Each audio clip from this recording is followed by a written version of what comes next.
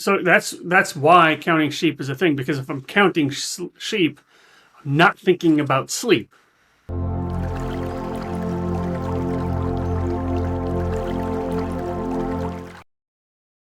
Welcome back to another Deep Dive with Derek. I'm your host, Derek. I want you to call me D-Rock because my friends call me D-Rock, and you're here, you're my friends, therefore you can call me D-Rock. Let's get into another reaction. If you're new here, I'd like to personally welcome you to the channel. On this channel, we take a look at art, videos, music, poetry through the lens of meaning and valued living. So what is meaningful living? It's a set of tools that we can use to design and live a life that we find meaningful. So this includes things like resilience and mindfulness and purpose and narratives and personal values and mindsets. All the things that we can use to appreciate the upside of life and to learn from and get through the dark side of life. So welcome. If this is something that you like, consider subscribing for more like this. If you've been here before, certainly glad to have you back. If this is the kind of content that you like, please give me a thumbs up. That's indication to me that this is the kind of thing that you like. Now, just a quick note, I don't like to monetize these videos. I don't want to monetize these videos. I think that the ad and the attention model is at the root of everything that's wrong with the world, including divisiveness and echo chambers and consumerism. So I prefer micro donations direct to, a direct connection. So if this is something that you like and you want to support the channel, you can buy me a beer. You can check out links here in the description, or you can support me on Patreon. But I think that is a more raw, honest relationship between audience and creators. But let's get right into it. Today we're going to check out Insomnia by Ren. So I'm going to jump right in.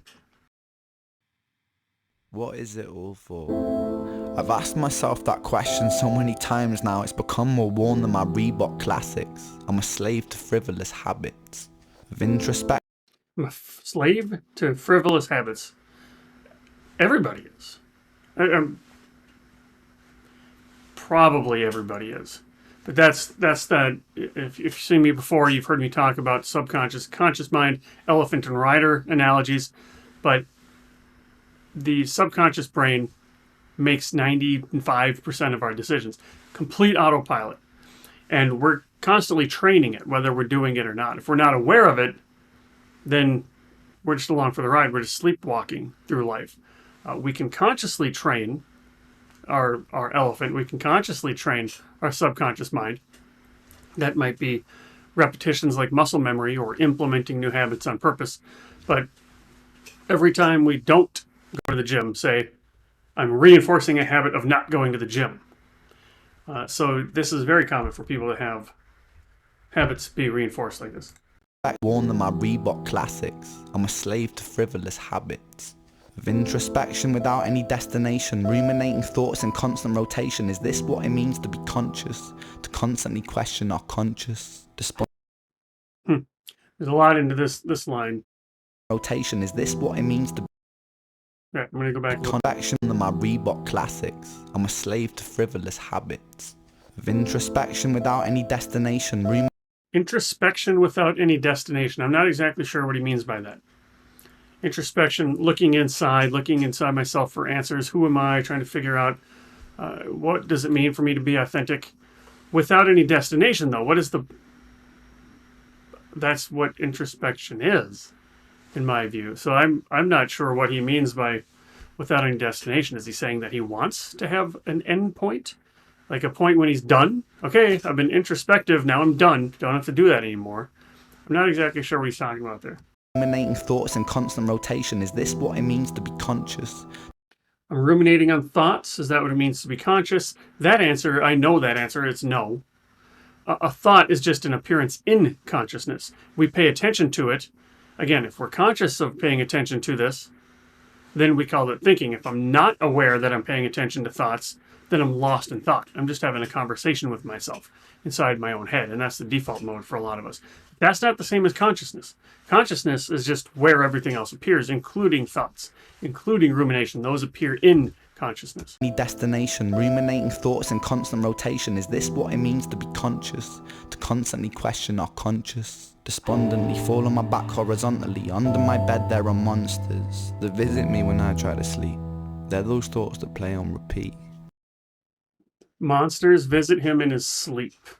which is going to, I'm imagining, tying into insomnia. So I can't sleep because I'm worried about these metaphorical monsters. To say, Ren, you're always gonna suffer, Ren. You're always gonna suffer.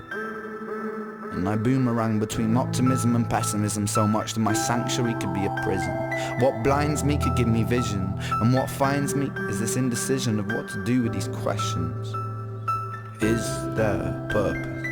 Is there God? And if there is God, then God, why do I feel like this, God?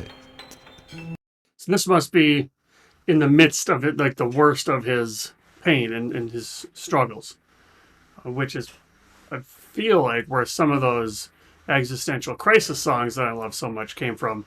Things like Dear God and Heretic and those kinds of songs. And this is common of people who are suffering. Even people who are suffering not even as bad as Ren did will have these, why me? Why is this happening to me? I'm a good person. Why do bad things happen to good person or to good people? And that's what the logic says. Is there no God? And if there's no God, what does that mean to me? What does that mean what's the point of all this if there's no God? Also, if there is a God, then why did this happen to me? What's the point of all of this? You see how there's no solution when you look at this through this lens. And that's tough. And that's a breaking point for a lot of people. God, why do I feel like this, God? Are we not sculpted in your image? And if so, do you feel that pain? Unrelinquishing. All right, I didn't know there was going to be an actual music here. Like a beat. Are we not sculpted in your image? And if so, do you feel that pain? Unrelinquishing pain, like my brain got put under a Bunsen burner and torched until the membranes became flame. I hate not sleeping. I like the weekend because other people don't sleep either. Mindless TV shows irritate me, but they're my messiah. I like the weekend because other people don't sleep either. This is a misery loves company message. If I have to suffer, then goddamn it, you're going to suffer too. Except, usually the people on the weekends, I think this is who he's talking about, the people on the weekends are partying. You know, they could sleep if they wanted to, but they're choosing to party instead. So that's an interesting choice of example that he used. Because he said before that he's missing out on being in his 20s. He's missing out on the ability to party. But he likes when other people aren't sleeping, even though they're not sleeping for partying's sake. And burner and torched until the membranes became flame. I hate not sleeping. I like the weekend because other people don't sleep either. Mindless TV shows irritate me, but they're my messiah. Because I can become brain dead, wasted, lost in trails of dry saliva. I don't think this is supposed to be funny, but with the benefit of hindsight, this is good material for, if he was a stand-up comedian, this is a lot of good material for that. If you can make light of, so he's taken this bad cards, this bad hand that he's been dealt, and turned it into a purpose, turned it into music, turning into helping others. Other people who have had very bad things have happened to them have become stand-up comics, and they take the stuff of horror that they've went through, and they find the relatable bits that you can relate to, and then they make fun of it. At least that's my reading of this. Maybe he's not trying to be funny, but hear this again and see if this doesn't relate. I've been there before.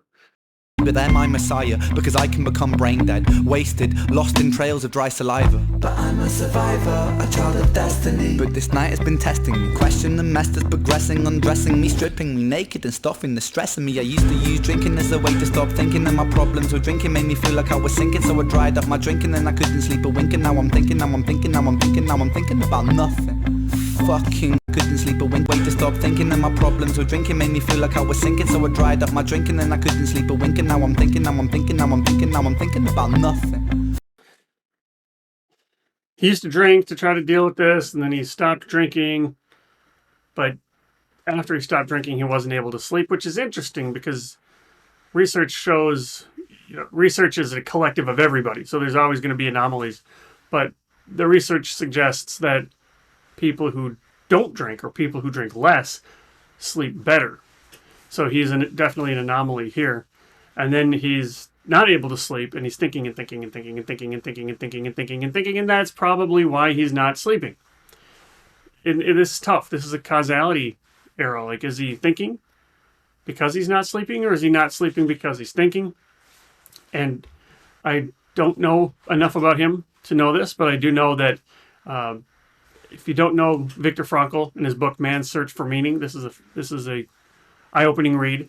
Guy who was captured, psychiatrist who was captured and spent time in 4 different Nazi concentration camps, came out of that, wrote a book called Man's Search for Meaning, and then developed a therapy called logotherapy, meaning therapy, helping healing through finding meaning and purpose. I say that because part of this theory that he developed, this therapy that he developed, is paradoxical intention. You can't go to sleep by trying to go to sleep. There's several of these other paradoxes. You can't sleep when you're trying to go to sleep.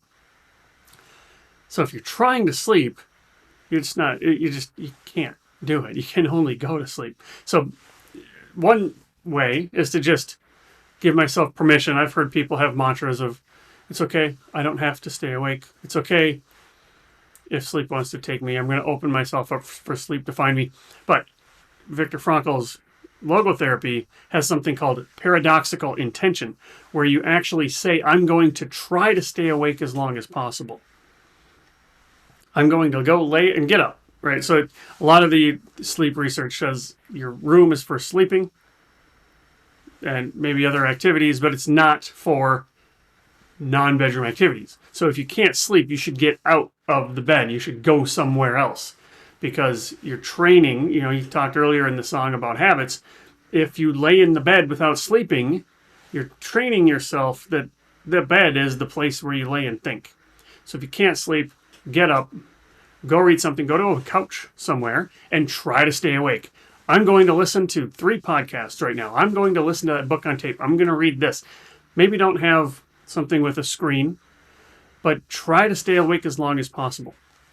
And on average, that helps people fall asleep. So I don't know, that might be helpful to you, maybe not, but it's not going to hurt, because your options are stay in bed and ruminate and think and think and think and not get any sleep, or get up and go somewhere else and try not to sleep. If it doesn't work, you're in the same position. If it does work, you found something that works. So I'm all about experimentation, especially if there's no downside to it. Fucking nothing and everything and nothing. I hate not sleeping, so I lie here trying to count sheep, and their bleating's repeating. My bleeding heart is beating. So that's why counting sheep is a thing, because if I'm counting sheep, I'm not thinking about sleep.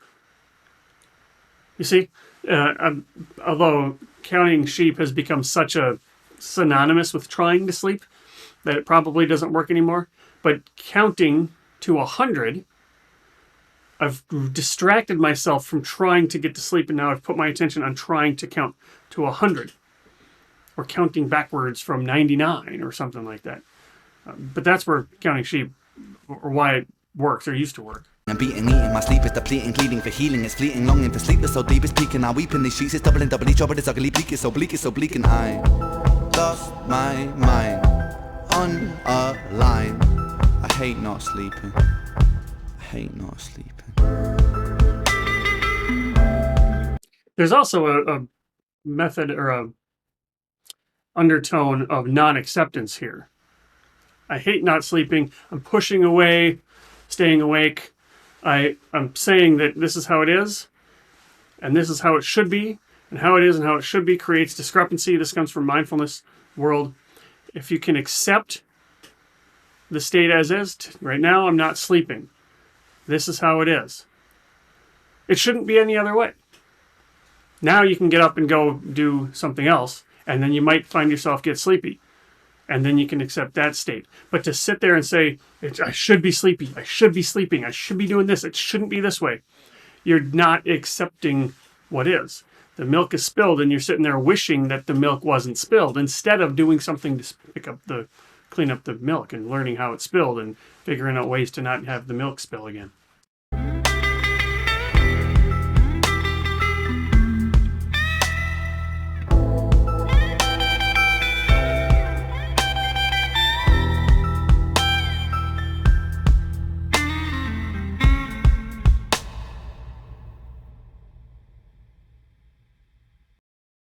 was another good one. I mean, it was similar to, I forget which ones they are, but where he's got like the flickering title there, and he's got, it is for the most part just him talking over just some keyboards or some piano. And there was a beat came on about halfway in, but this is just a poem effectively. Um, and I hope it was written in one of those nights he couldn't sleep. All right, I can't sleep. Now my job is to go write a poem. Or now my job is to go make music or something. Anyway, insomnia can be a bigger deal than I'm making it seem. I think it can get all the way to the extreme of pathology. Like there's actually something wrong with you. But for most of us, most of the time, anyways, it's just we're trying too hard to sleep. But how do you take the song? Is this a song that you connect with? Do you like the song? Do you put this one on? How do you do with sleep? Do you have any tricks that all of us could benefit from learning from? Let me know in the comments if this is something you liked. Give me a thumbs up. If you're new here and this is something that you like hearing and watching, consider subscribing. And I look forward to continuing down my Ren journey. Hey, D-Rock again. Thanks for watching.